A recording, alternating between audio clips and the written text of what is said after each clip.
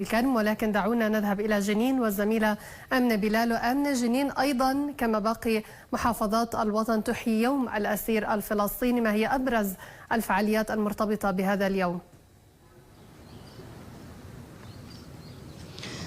نعم، تحية طيبة لك زميلتي ديانا ولكافة السادة المشاهدين والزملاء. بالفعل اليوم محافظة جنين أسوة بباقي محافظات الوطن أطلقت فعاليات يوم الأسير الفلسطيني الذي يصادف فعليا 17 من إبريل من كل عام، والذي يرافقه التصعيد القمعي الممنهج من قبل سلطات الاحتلال الإسرائيلية. نتواجد زميلتي ديانا في هذه الأثناء هنا في ميدان الشهيد ياسر عرفات قبالة دار المحافظة، حيث انتهت قبل لحظات قليلة هذه الوقفة التضامنية التي نظمتها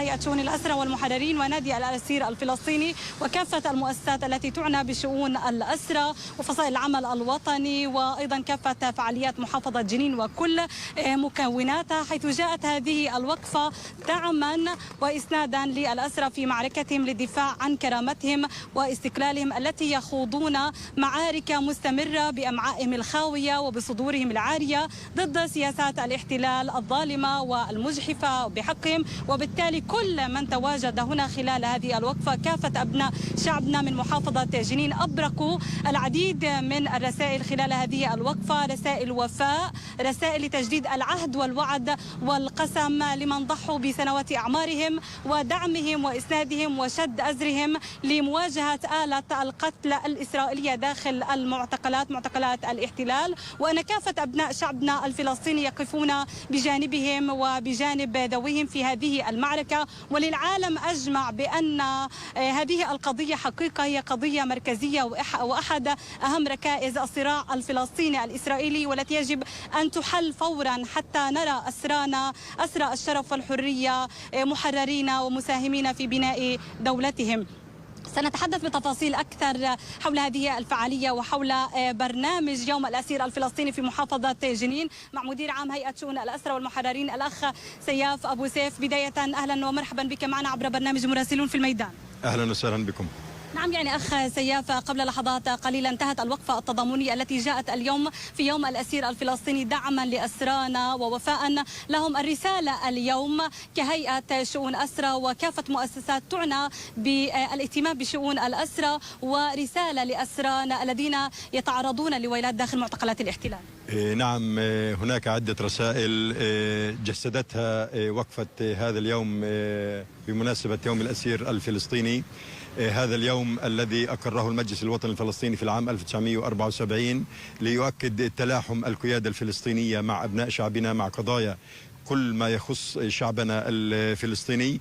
هذه الرسالة الأولى للأسرى داخل سجون الاحتلال، هؤلاء الأسرى الذين صمدوا في وجه هذه الغطرسة والظلم والعقوبات التي أرادتها مصلحة السجون الإسرائيلية للنيل منهم ومن إرادتهم ومن عزيمتهم.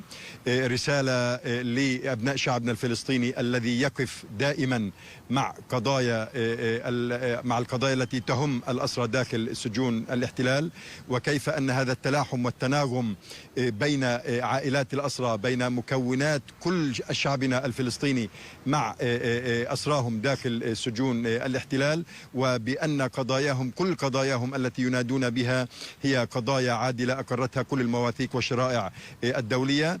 الرسالة الثالثة هي للسجان الإسرائيلي، هذا الذي يعتقد ويظن بأنه مستفردا بأسرانا وبأبناء شعبنا داخل سجونه. هذه الرسالة تؤكد له بأن هذا التلاحم والتناغم بين الأسرى، بين قضاياهم، بين القيادة الفلسطينية، هذه القيادة التي أعلنتها منذ اليوم الأول بأن قضية الأسرى والشهداء هي قضية مقدسة لدى شعبنا الفلسطيني. هذه الرسالة تؤكد لهذا السجان بأن شعبنا الفلسطيني لم ولن ينفصل عن قضية أسراه داخل السجون ومطالباته العادلة التي هم انتزعوها أصلا من خلال أمعائهم الخاوية. نعم، أخيرا أخ سياف، أبرز الفعاليات التي ستشهدها محافظة جنين خلال هذا اليوم وأيضا خلال برنامج يوم الأسير الفلسطيني دعما لأسرانا داخل معتقلات الاحتلال. محافظة جنين كبقية محافظات الوطن هناك يوم فعال لقضايا أسرانا وتتويجا ليوم الأسير الفلسطيني. هنا في محافظة جنين كان هناك